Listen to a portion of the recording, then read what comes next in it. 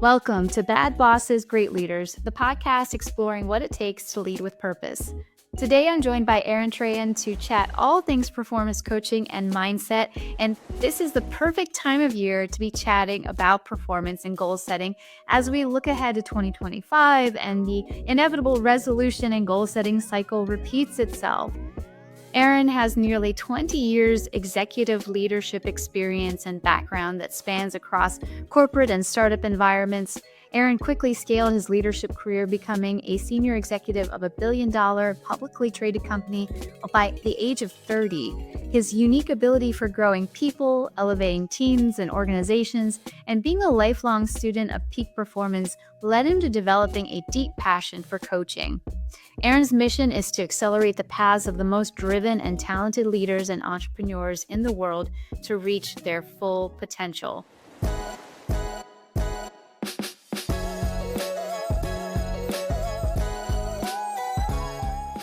Aaron, I'm so excited to chat with you today and welcome you to the podcast. I do want to dive into performance coaching, but before we do, share a little bit about your background with our audience and how you got into performance coaching. What was your journey? Thanks, Rebecca, for having me. Super excited to have the conversation. And my background that's led me to performance coaching, believe it or not, started on the other side of the table or screen that I now find myself on.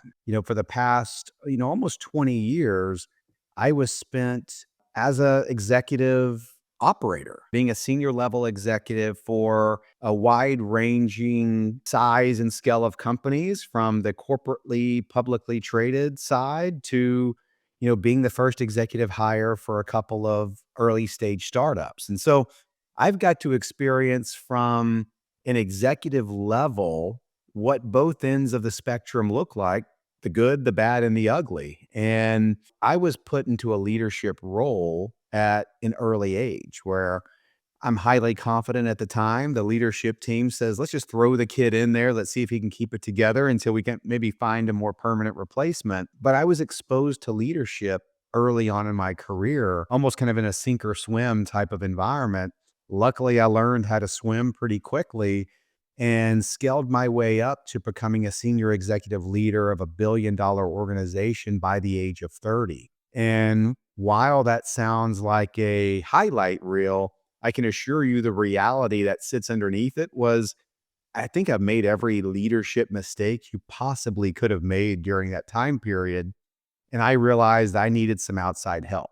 And that's where I was first exposed to performance and executive coaching. And being on the client side, it was transformational for me, of helping me gain the perspective, gain the clarity, help me really address some of the development areas and weaknesses that I've been avoiding for far too long. To make a long story short, what I discovered was it was all about people. It was all about being the most effective leader that you possibly can be. That's ultimately going to be the ticket for you to reach new levels of success. And we don't come out of college naturally knowing how to lead people and lead teams in complex organizations. That is a skill set that must be developed. And I was fortunate enough to have the opportunity to kind of slow down a little bit, realize this was an area that I needed to develop further, and made the commitment to not just taking this weakness and making it a strength, but really making it a superpower. I wanted to become a world-class people leader, to be the springboard for others, to help them go from their version of good to their version of great.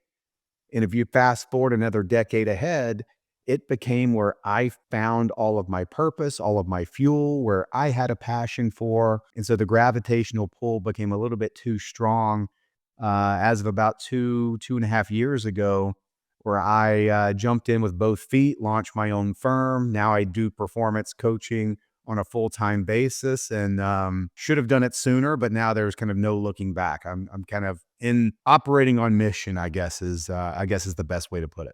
I love it. That's such a great story, Aaron. And I appreciate you sharing all of that journey with us because it takes a lot of self awareness from what it sounds like to realize I need help. I need to be a better leader.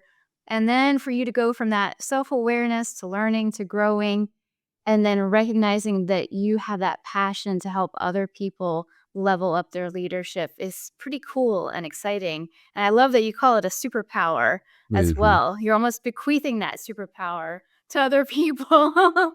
um, That's right. Tell me a little bit about performance coaching because I can imagine the audience, even myself, can have an assumption of what that means or what that looks like. So, how do you explain or define performance coaching to a client or to anybody that's curious about it?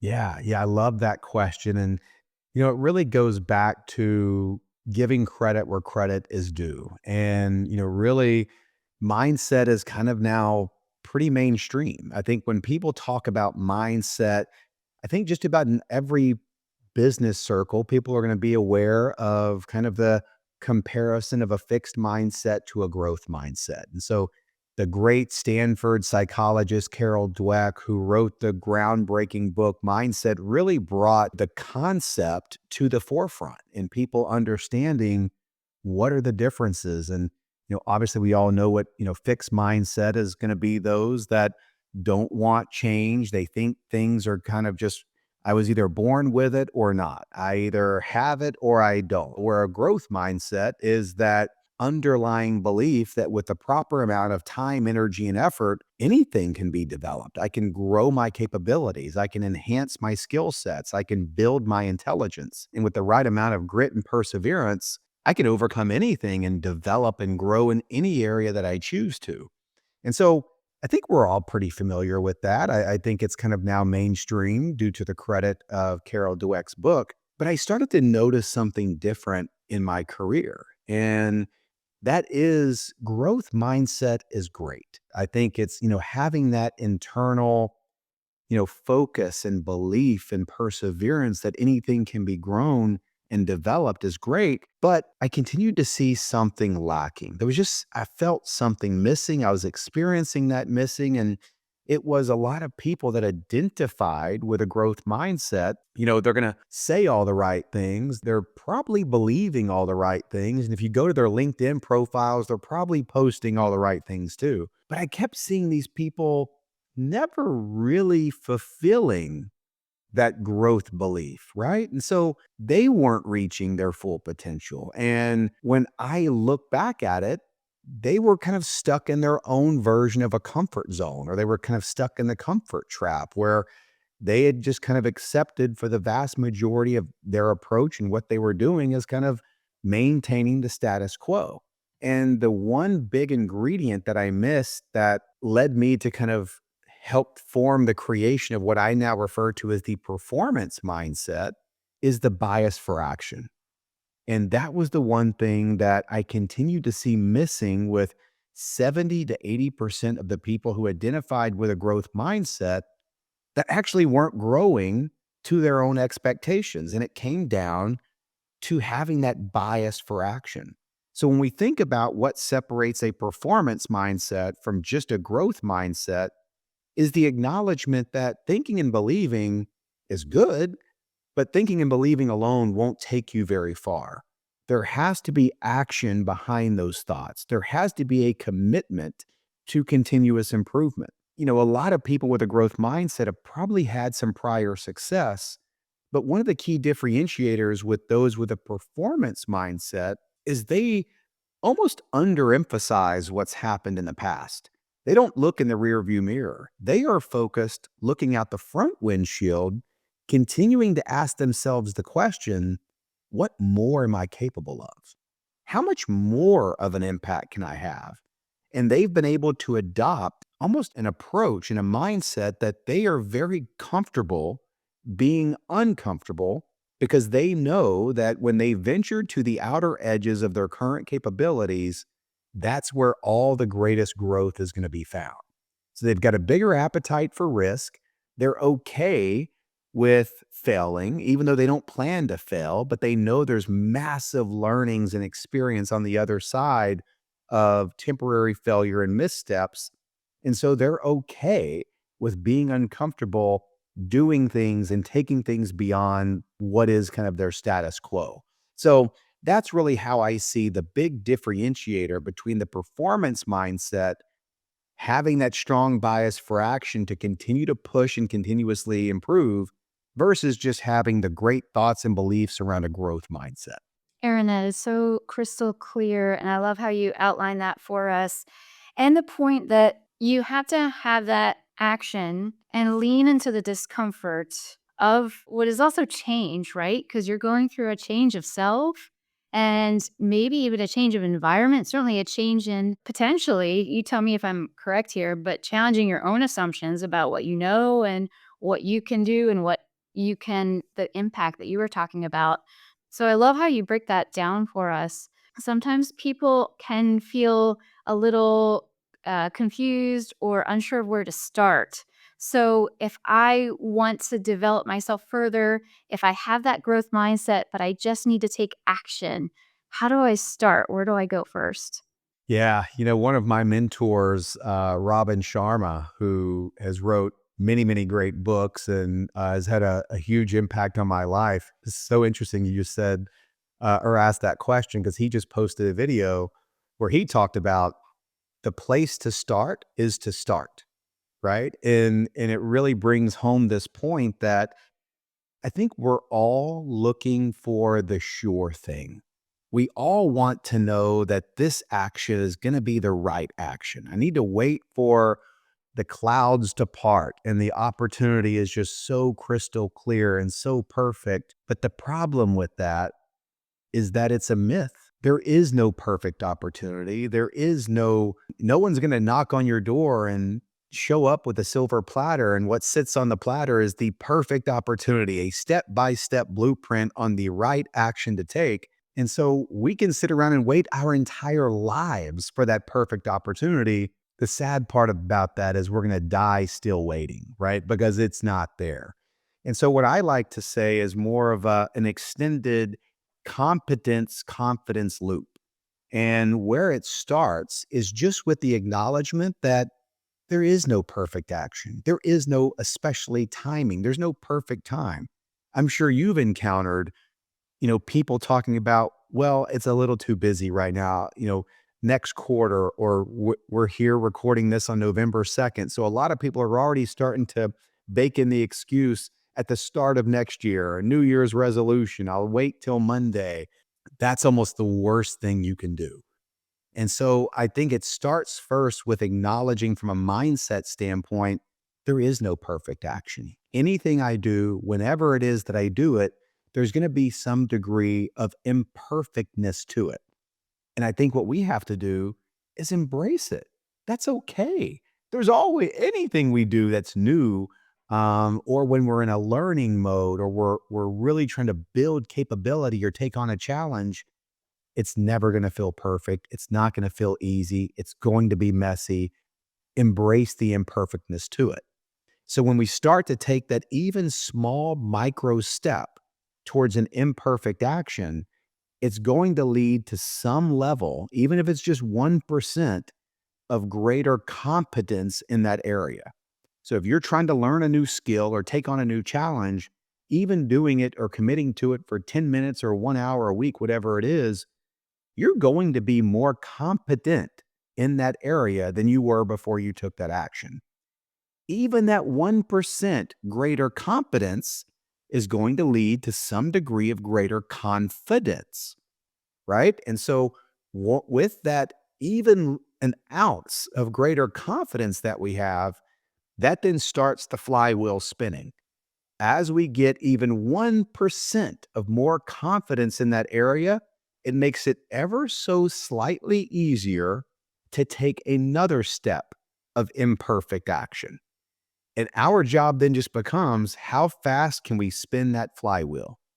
Taking imperfect action leads to greater competence, which will give us greater confidence, which makes it even easier to take more imperfect actions. So think about that as the flywheel that must start spinning. And it only starts spinning by taking that first step of acknowledged imperfect action. And that flywheel carries momentum. So what I think I'm hearing you say is that you take that step, you have that momentum start, and it's much easier. Still can be challenging, right? No matter what you're doing. But it's also the idea of Kaizen, that constant steady improvement, which you're talking about, where we don't have to wait for the perfect conditions. And I myself have definitely been guilty of that. I call myself a recovering perfectionist because I have been that Guilty as person. charged as well. Well, maybe that's an aspect of being a higher achiever or someone who wants more for themselves, and we wanna make sure we get it right too. However, once you understand that practice makes progress, we're never gonna be perfect, I feel it takes the pressure off a little bit in that we have the freedom to learn and to grow Mhm. because we know we're never gonna reach a level of perfection.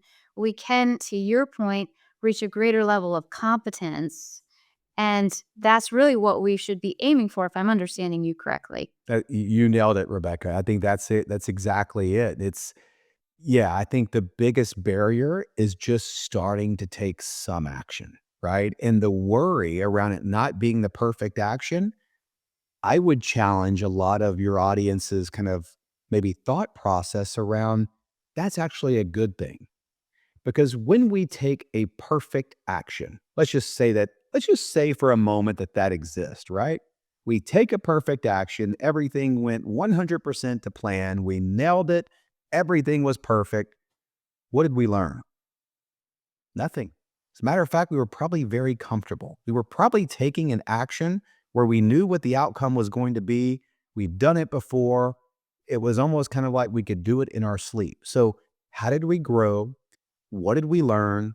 How did we get better? And how can we use any of that learning to get even more effective in the future? None of that exists if you're looking for the perfect step. All of the learning, all of the progress, all of the new wisdom and knowledge and continuous improvement insights come from the imperfect actions. We need things to be a little bit messy, the things not always go to plan, because that's what allows us to reflect and recalibrate and get even better on the next step. And so, this is me basically saying as loud and as publicly as I can about having a big warning sign around anything that appears perfect. Because if you're looking for the perfect step, the perfect time, the perfect solution, just know that you're really probably looking at doing something that's well within your comfort zone.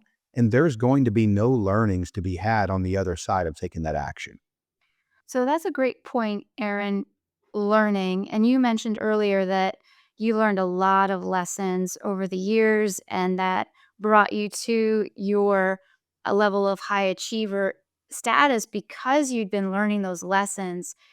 And I'm curious, were there a couple of lessons that you want to share with us about, what a time maybe when managing people, you discovered how to better lead them or how to help them be their best self in the workspace? Yeah. Oh, there's so many to kind of choose from, just because of all the mistakes that I've made. But yeah, I think it really zeroes in on people, right? And the biggest mistake, as I kind of look back early on in my career, is I leveraged a superpower too much. And my superpower at that time was really around strategy and operations. And yes, I may have had a skill set or a talent to see things that others couldn't see. I could see around corners, and I just thought that was enough, right? Like because of my skill set and capability around strategic thinking and operations, that was going to be how I could continuously get ahead and accelerate. And I didn't realize, and it only occurred later on in my career, that whether you're a startup operating out of a garage or you're a Fortune 500 company, whether you're Apple or Google, it really still does come down to people. And so, you hear kind of around culture eating strategy for breakfast, and some people say, well, no, strategy is more important. I kind of think that it's a bit of a hybrid. You almost need to have a strategy that builds the right culture centered around people that ultimately are going to be the thing that makes your business strategy or go to market approach successful. And so my big mistake was underemphasizing the need of having and surrounding myself with people that were better, smarter, and more experienced than me, becoming that servant leader for them that allowed them to do their absolute best work.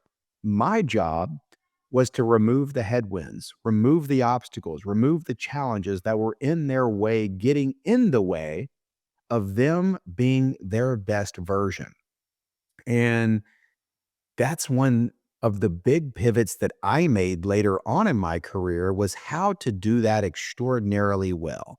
It was a point in time where I didn't want to sit and do the one-on-ones and provide the feedback. And even the feedback that I'm sure I gave, I was told that, oh, there's so much of a better way that could have been done. Like it was all around, I could do it at this level. Why are you not able to do it at this level?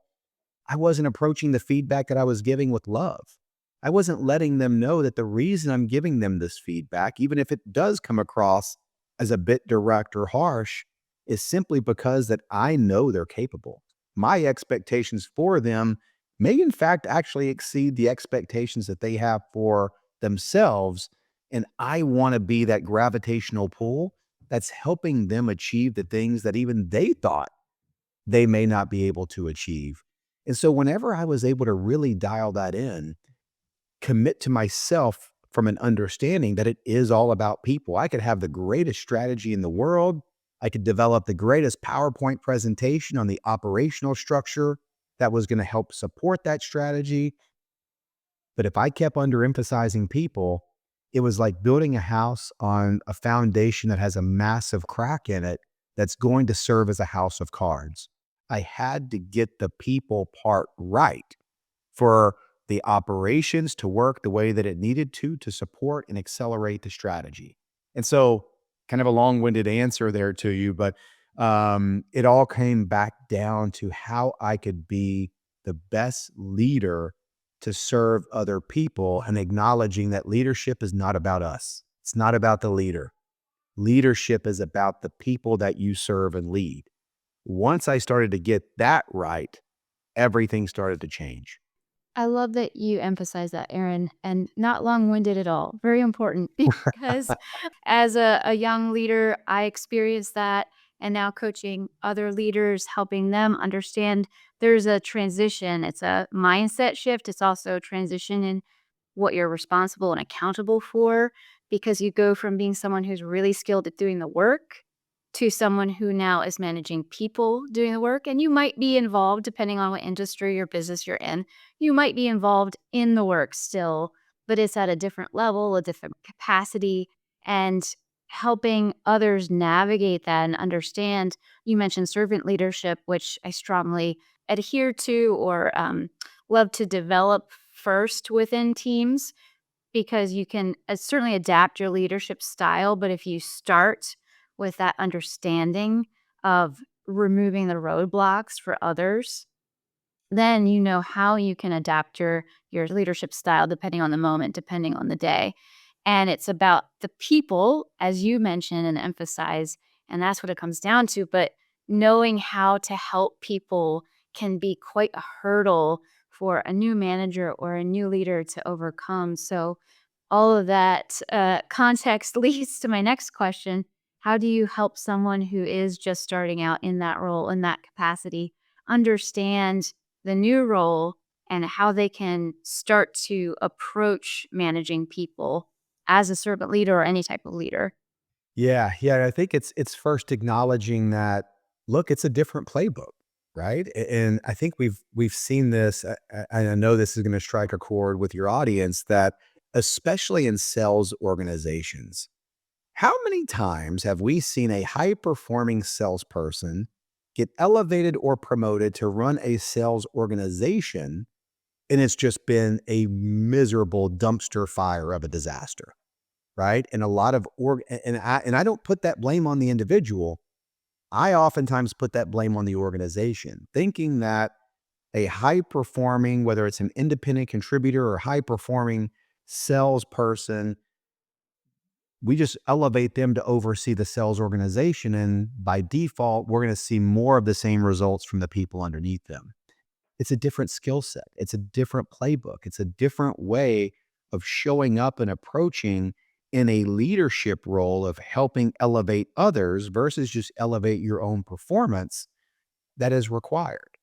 And, I think the first thing, and I heard this quote from a podcast I was listening to a couple years ago, and it's stuck with me ever since. It's kind of like that brain tattoo that will always be there.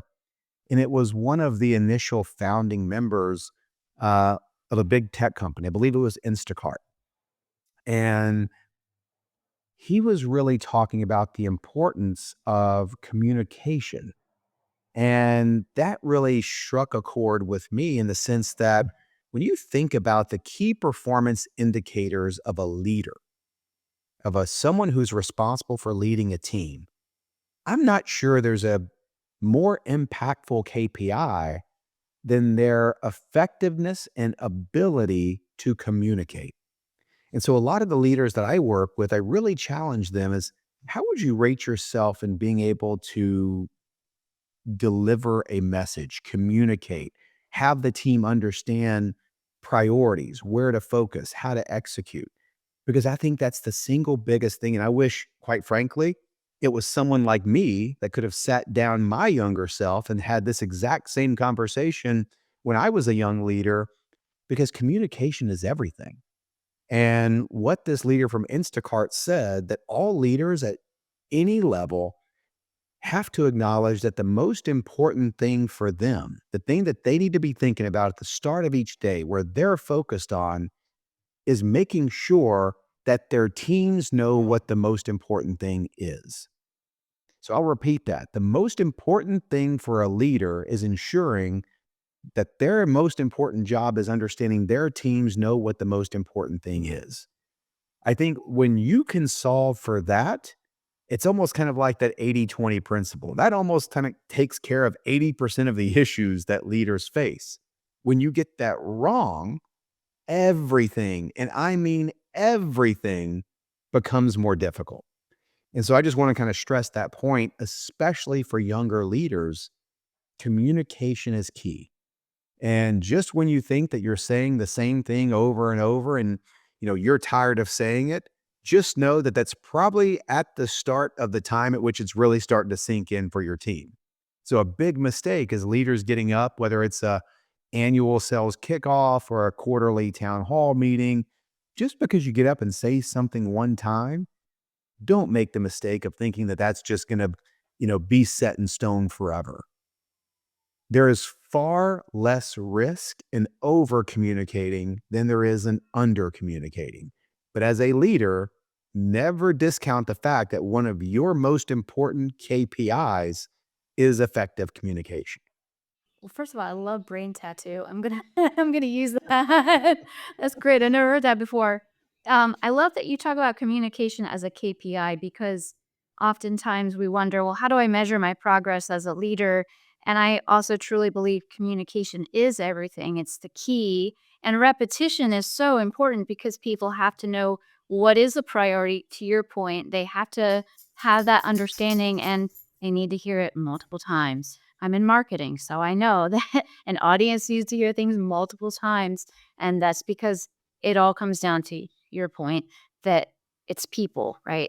We're all people, whether you're marketing, whether you're coaching, whether you're leading, we're all people. And communication can be hard for especially a new manager, a new leader to understand. But to your point, it's important to be that Uber communicator. You can't communicate too much. So if I'm someone who is just starting out and I want to improve my communication skills, you also mentioned feedback too, which we can get to. How do I start communicating better, more clearly, more effectively without overwhelming my team? Because this is something, a pitfall I've seen a lot of folks fall into. They try to follow up constantly on every little thing, every little detail, and for the people they're managing, it feels like micromanaging. So how do we navigate a balance between that? Yeah, I think this is a good opportunity to combine the two, feedback and communication. For any new leader, don't be afraid to ask. Go directly to your team. get some feedback for yourself and make sure you've got high quality feedback loops coming in and just ask. Let the team know that you want to be an effective communicator. What do they feel is not being communicated clearly enough? And more importantly, how can you improve? You may not like or agree with 100% of the things that they say, but there is going to be for you as a leader some very crucial nuggets of wisdom and insights that you can take away that you can apply and put together immediately after that conversation that will make you a better communicator for your team. And so don't think that you'll be able to figure all this out on your own. Don't think you'll be able to go on Amazon and buy a book for 20 bucks, read it, and think that you're going to be some world-class communicator. Sometimes the magic can just be found in asking the right questions directly to the source. Where am I not living up to being an effective communicator for you that may be causing downstream issues? And look, I want to improve. How can I be a better communicator for you and this team? The answers that come out of that, again, maybe not be 100% applicable, but there will be absolutely golden nuggets of insight in there.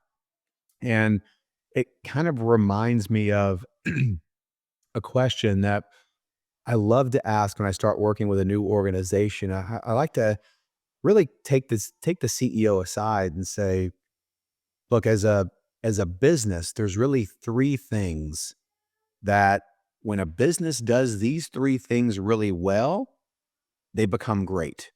But the vast majority of companies that either find themselves at average, merely good, or below average struggle with one of, if not all three of these things. And it's prioritization, focus, and then execution.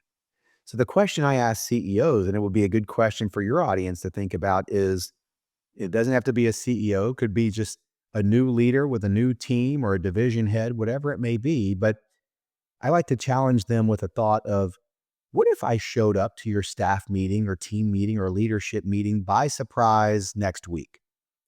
I secretly go around the room of everybody in attendance and I ask them two questions.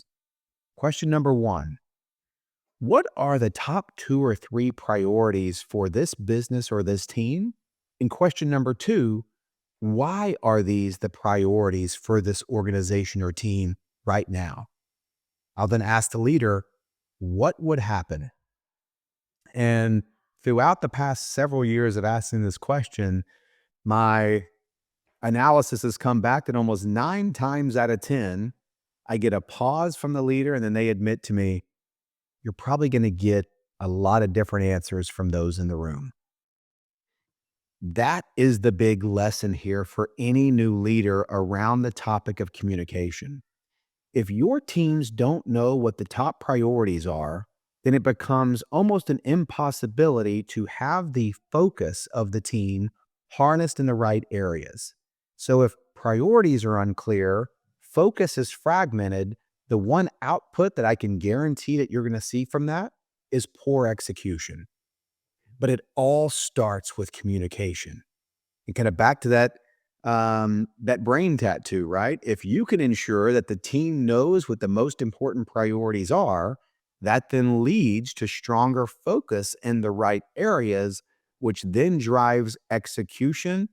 And that's what makes great companies great. So it really does kind of, sorry, another long-winded answer here, but kind of ties back to how feedback can drive more effective communication, which then allows the prioritization, focus, and execution happen the way that you expected. You said so much good things right there, Aaron. So don't apologize for being long-winded because we all need this, whether we knew it before, whether you're listening and you knew all this before and you needed the reminder, the refresher. I love how you break it down for us because it can be as simple as that. The work might still be challenging for us, but if you simplify it, it makes it more understandable, I think, for people and very clear on what we need to do as leaders to align our team or realign our team on priorities. I'm going to be asking those questions of my team in the next week Yeah. because And Rebecca, you just brought up a great point. Is like, I know what people are thinking right now. Probably that's going to be listening to this and it's like, oh, you make it sound so easy. Like this is just Yeah, just communicate better and all good things happen. And look, I know that it's not easy. I know at a very intimate level that this is so easily said, but very difficult to do. That's why I think it kind of goes back to that saying, this must be the most important thing for a leader. Because my assurance to your audience is that if you're not intentional about this, if you're not deliberate and you're not continuously improving to become effective communicator, I guess the thought that everybody is having is valid. You're right. This is not easy. Even though it's easy to say, it's very difficult to do in the heat of battle, kind of in the organization, in the moment when there's a lot of fires that need to be put out and competing priorities. And so I just want to validate the thought that I know your audience is going to be having when they hear this. You're right. It's not easy, which means it's even more reason why you must be intentional in this area to get good at it. Well, that brings me to another question.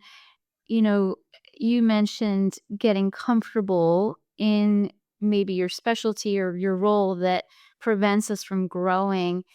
And sounds like that's the idea of success breeding complacency. Would Yes. you want to expand on that and share any additional insights on how, A, what that looks like so we know how to avoid that, but then B, how do we challenge ourselves not to be complacent? Yeah. Another one of those, let's just call it lessons learned the hard way. But I kind of have a list of lessons that I wish that someone would have sat me down and really explained to me and given me the context when I was a young leader of kind of what to expect on my leadership journey. And one of those very important lessons was what you just brought up. And that is kind of the hidden secret, I guess, around how our current success can actually be the very thing that prevents our future success. And what I mean by that is all around complacency. Think about what happens after we achieve some success. What's the natural tendency? We start hearing that voice inside of our head that is coming from the comfort zone of saying, "Hey, look how great you are. Look at what you've achieved. You've made it. You've arrived. You've got it all figured out," right? The second that we start believing that is the second that we stop growing. It's the second that we stop being coachable. It's the second that we stop striving for continuous improvement. So I just want to challenge your audience to look around you, whether it's business, life, society, culture, nothing stays the same. There is no status quo, right? So if you start finding yourself based in this area of being very content with where you are and you kind of put the car in cruise control thinking that it's just going to maintain, it's not. Nothing around us ever stays the same. So if we're not evolving, adapting, growing, continuously improving, by default, and it may be by very small magnitudes, but our default position then starts to be in decline, right? And what we have to realize as we become more successful is we actually have to work harder at keeping complacency away. Because guess what? When we're at the start of our careers and we've got nothing to lose, the comfort zone's not all that comfortable, right? We want more. We want bigger title, more money, more status, right? So the comfort zone's not all that comfortable at the very bottom. After we start having some success, the comfort zone starts to feel pretty good. We're looking at our bank accounts and we're more happy. We like the title we have, more responsibility. So it becomes easier as we become more successful to become more complacent. And the second we let complacency come in through the door, it's trouble, right? And so we just have to increase our awareness and strengthen our radar around the areas that we may be complacent. Because the second that we start adopting the status quo mindset, is the further away from our next level of greatness that we're going to, start drifting away from. And so it's just kind of the big lesson learned the hard way of what happens when you have early success is don't think that you have to stop fighting. And as a matter of fact, you've got to start fighting harder to keep complacency out if you want to continue to grow. What a great reminder, too. There's no normal, there's no status quo. Everything's going to change constantly. If we are that person who understands the need to continuously improve and we set wonderful goals for ourselves, but they fail, what are some reasons why maybe we don't reach those goals or some roadblocks that prevent us from achieving our newfound goals? Great, insightful question, Rebecca. And I love this one because it's actually pretty simple. And audience, I know, don't think that, oh, he's going to say something very simple again that ends up being extraordinarily difficult. I get it, harder to execute and apply.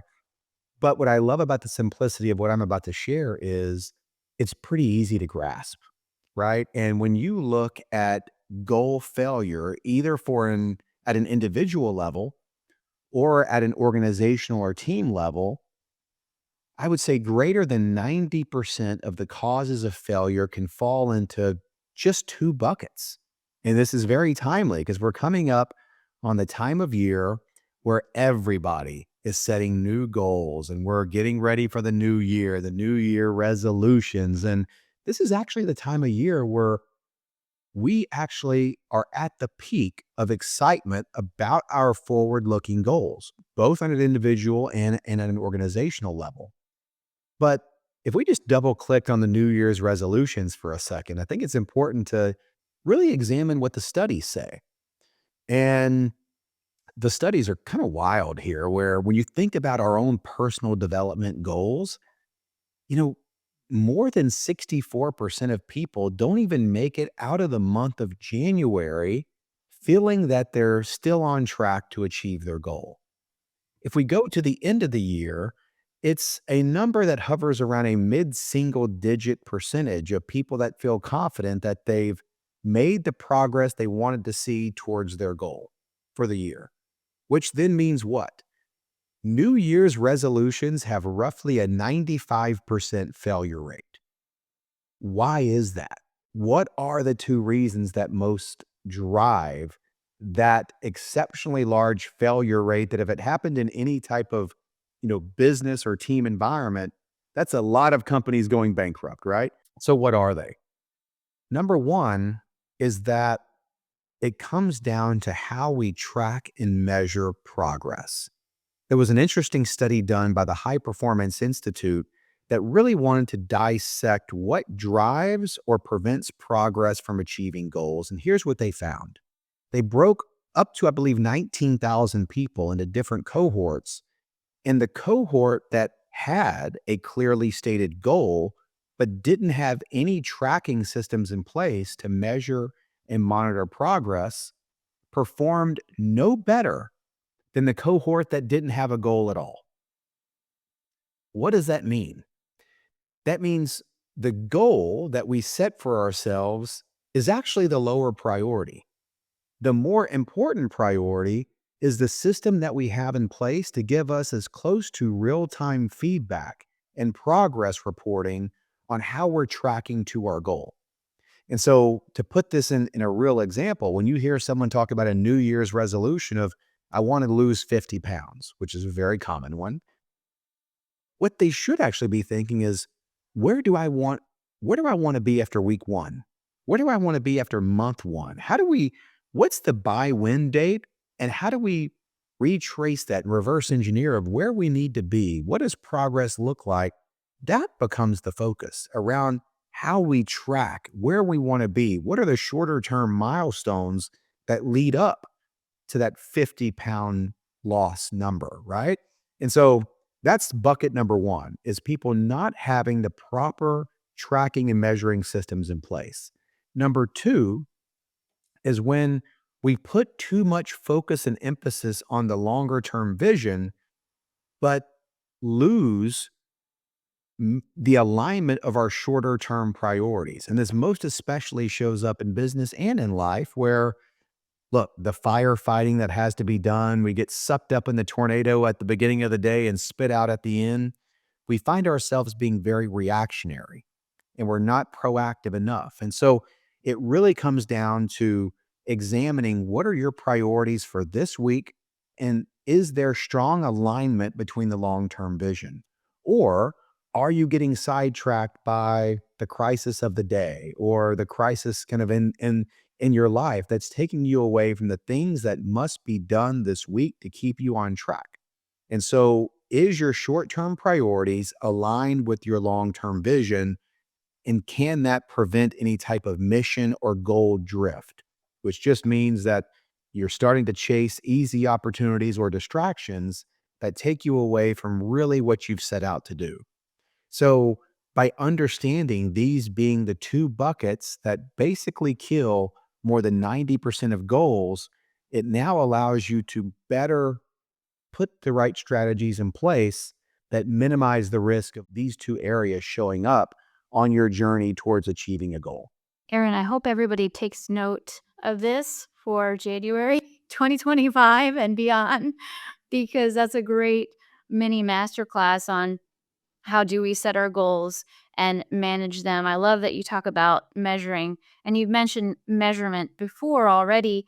It can be maybe hard for us to know, how do we measure our own progress, or how do I evaluate where I started and where I'm at now when it maybe doesn't feel as tangible. Maybe losing weight has a visible and metric number on a scale, but if we're looking at ourselves as a leader, even measuring communication, like you mentioned, what are some ways that we can document that for ourselves? Is it qualitative, quantitative, or a mix of the two? I'm a big believer on quantitative because I think it speaks to the clarity of the goal. And one of the things that I look for, kind of playing the devil's advocate here, is that you may feel that you have a great goal, but if it's not quantifiable and it's not trackable, and there's a lot of friction in being able to track it. So it may be trackable, but it's not very easy to track. It's kind of a heavy lift to track it. I would argue that the goal's not simplified enough. And so a lot of what happens that prevents the trackability to a goal is the weakness or the vagueness of a goal, which just means it's a bad goal. It may have been a lazy goal to set. We haven't really thought through it. And so I think it really starts at the top.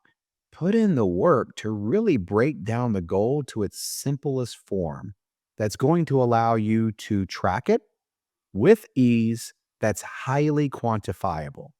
And if those things aren't in place, just know that you run the risk of having vague goals, and vague goals always generate vague results.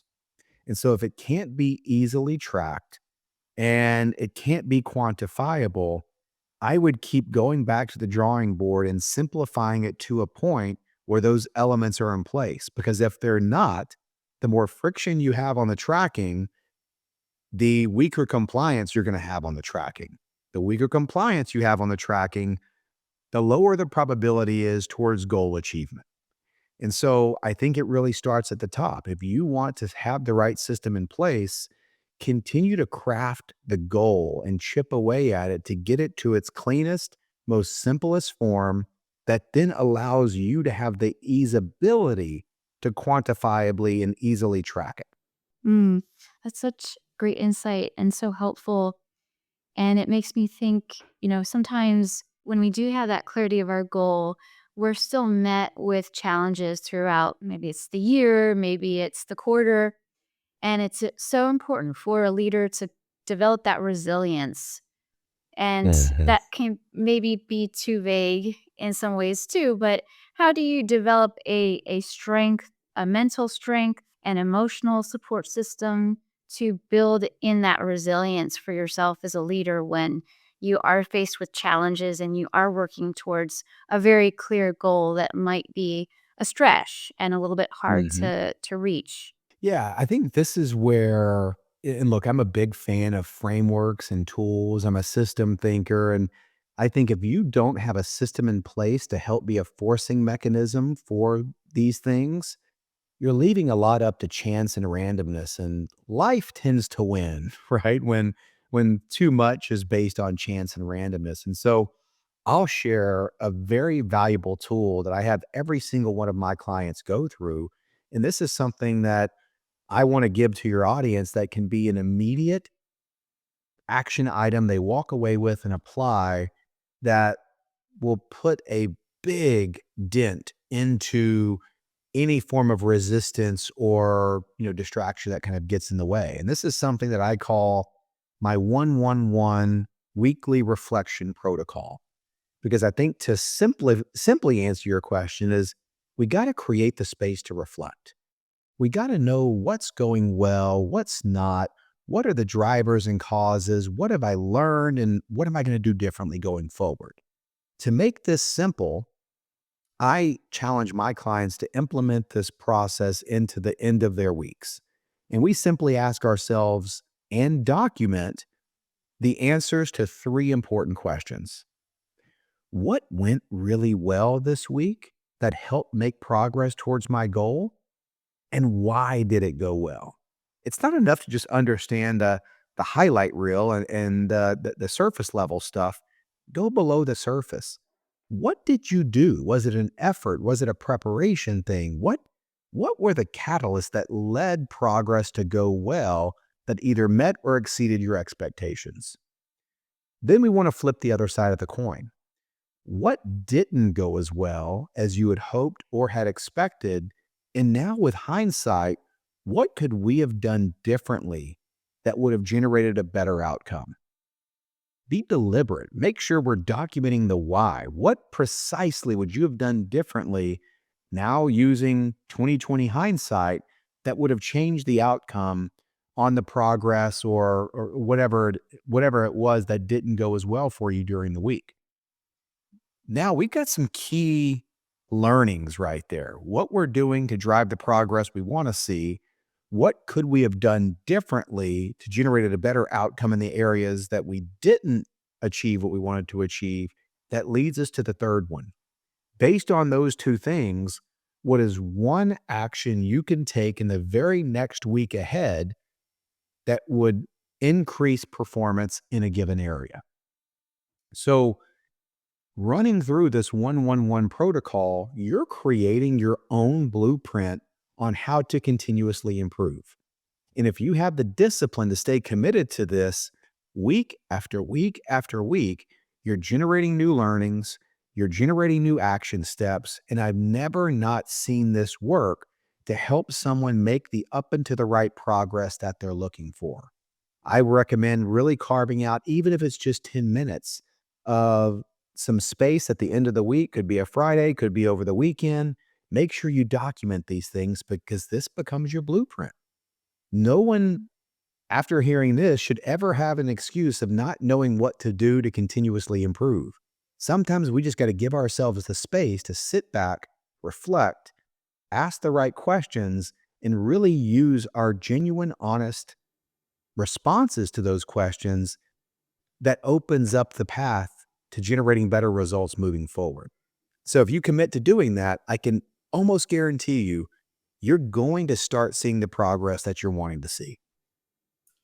That's such great advice. And I love that you include asking why did something work? Because we have to understand that core reasoning in order to understand how we can continue to get those better outcomes. As that why is so important. I'm Yeah, curious. to jump in right there, Yeah. I love kind of the thought experiment around winning and not knowing why you won is actually worse than losing, but getting the key learnings on how to apply those and get better the very next time. Look, we're all going to win by luck sometimes or by default. Don't think it's maybe something that we did. It just could have been the way things fell. Yeah. So think about the highlights, but yeah, to your point, go deeper. What drove it? Why did it happen? What did I learn from it? And what can I replicate? What can I 2X and double down on that could drive similar, even greater results going forward. And that speaks to your point earlier about asking questions to get better insight, which helps you get to that why. I'm curious, when you're working with clients, do they always understand their own why? Is that something that you dig deeper with them on when you're first trying to work together? It is, and because I think it's important. I think we all have a why, and we don't wanna become the dog chasing after the car that if we happen to catch it and have a fender in our mouth, we don't know what the hell we're gonna do with it, right? And Right. so, um, I'm speaking from personal experience here, is when you're chasing after the things that you don't really need and don't really want, you're never gonna have enough. That's a Mm. hamster wheel that will never stop spinning, and you're only gonna realize once you kind of get to whatever you were chasing, you're going to be very disappointed with how it's going to feel when you get there. And what it's going to feel like is winning's not going to feel like winning because there's that why piece missing. And so, yeah, I think you bring up a good point. Something that I absolutely work with a lot of my clients on is what's more important than what we are pursuing is understanding why it is we're pursuing this.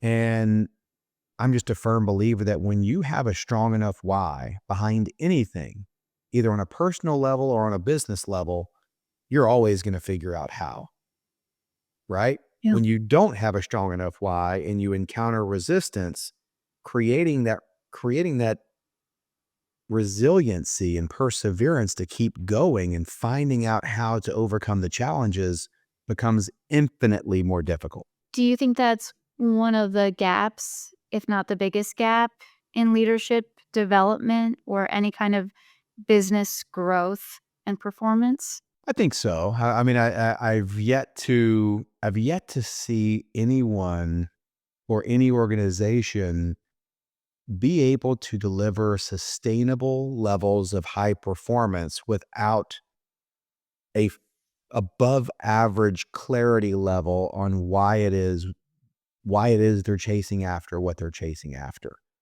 Because when it's not there, it's gonna be so easy to get knocked off course. It's gonna be so easy to get knocked out of the game. It is the big differentiator between the people and the organizations that achieve greatness versus those that never survive kind of the quitting zones. And the one thing I can assure you is we're all going to face those quitting zones. There's going to be times when things don't go well. You're struggling to launch that new business. There's a project or initiative that's on the verge of failure. We will all face quitting zones. What's going to matter most when you're in those zones is how strong and how clear you are on the why. That's usually going to be the determining factor that knocks a person or an organization out of the game versus one that then finds the magic on the other side of that quitting zone. Mm. I know we hopefully all wanna get to the magic, and that's where you We can come all, in. yeah, Yeah, I think we all do. We all yeah. want the magic, but not all of us are prepared to do what's required to get it. And that preparation of understanding and then being able to achieve what's required comes back down to why it is we're going after that magic. What does it mean to us? Why is it important to us? Is there a core meaning and belief there? And if all of that is not in place, it's going to be very, very, very difficult to find that magic. This prompts the next question, actually. So you mentioned earlier in your journey as a leader, you grew from managing small to large up to billion-dollar company. And a lot of young leaders especially are going to potentially wonder, and I've heard this question before, well, what does it take to get from point A to point B in terms of the larger volume, whatever that might be in a company, whether you want to manage a larger team, you want to be responsible for greater revenue. What would you say are maybe it's a one factor, maybe it's a couple of factors. Is it everything you've talked about encompassed? I'm curious, what would that be for you if you were to help someone understand in order to get from that smaller phase to the larger phase? What's the biggest thing that they need to work on for their own performance? Yeah. So, as I look back in my career, I've just always gravitated to really try and study those that continue to find new level after new level of success in different areas at different, stages. Um, and I became very interested of what is it that those people are doing versus the ones that may find some success and plateau and stall out, or the ones that never reach that level of success they're striving for. And as I kind of reverse engineer this, again, I'm a systems thinker, so I try to think about things in terms of, is there an equation? Is there a checklist? Is there a formula here? And luckily, I found out there was. There was really three common threads that the people that continue to find new levels of success that they did consistently, that was always missing in the group that never really reached their full potential. And now I kind of call it my 3 out success or high performance formula. And I'll go through it very quickly. Number one is they out prepared everyone around them. They always did their homework. They were always up to speed on the due diligence that was required. They had their I's dotted, their T's crossed. They had thoughtful opinions that were loosely held, right? So they did their homework. They really had an understanding of the subject matter, but were very adaptable, right? It's like they wanted to prepare, but were very open-minded. Number two is they outworked everyone around them. And I don't want this to sound like some hustle culture language. These people didn't walk around the building with a badge of honor on their shoulder saying they worked 80 hours a week. It's not about the quantity of hours, but what they did with the quality of hours. They were always the most productive and the most efficient in the room. They knew how to find operating leverage from themselves. They knew how to scale. So they were always looking for ways to be able to generate more output with the same level of input. And so what that turns into is, look, regardless of background, regardless of demographic, regardless of where we're at in the world, we all only have 7 days in a week and 24 hours in a day. This group just found out ways to just get more done in the standard time increments that apply to all of us. And then lastly, and I would argue the most important, is they outlearned everyone around them. Didn't matter the success they had, didn't matter if they were the highest paid, highest ranking person in the room, they were always the best students. They were always willing to learn from anyone and everyone, regardless of tenure, regardless of level. They didn't prioritize being right. They just prioritized getting it right, even if it wasn't their idea. And like I mentioned in the out prepare piece, if they were wrong, they weren't committed to their idea. They didn't tightly hold on to their opinions. They had thoughtful opinions, but if someone delivered a better idea or better facts or new facts, they were willing to change. They were learning machines. And so when you combine these three things together, out prepare, outwork, and outlearn, I have never, ever in my career seen anyone do these three things consistently and not found new levels of growth and success. Well, Aaron, thank you so much for joining us today on the podcast. It's been my pleasure and treat. I feel like you gave me some performance coaching, so I hope that our audience feels that too. I also hope that our audience takes everything you say into account, because we are at that time of year where we're thinking about our goals, we're thinking about our New Year's resolutions, and you're giving us that master class in how we can approach them in a more practical and simpler way. So with all of that said, how can people reach you if they want to connect and work with you? Yeah, two places I show up the most is one on LinkedIn. I'm pretty active on there. I'm trying to share valuable insights almost on a daily basis for those that want to connect and follow with me. So I'm very active. Feel free to connect with me on LinkedIn. I'd love to start some dialogue and communication. And then obviously my website. That's where you can find out more about how I help, my methodologies, the different ways that I can help. And that's just simply at performancemindsetcoaching.co. I try to put as much about how I'm able to help right there. And so between those two places, I think you'll find everything you need to find. I love it. Well, Aaron, thank you so much again. And thank you to all of our listeners for tuning in for another episode. We will catch you on the next one.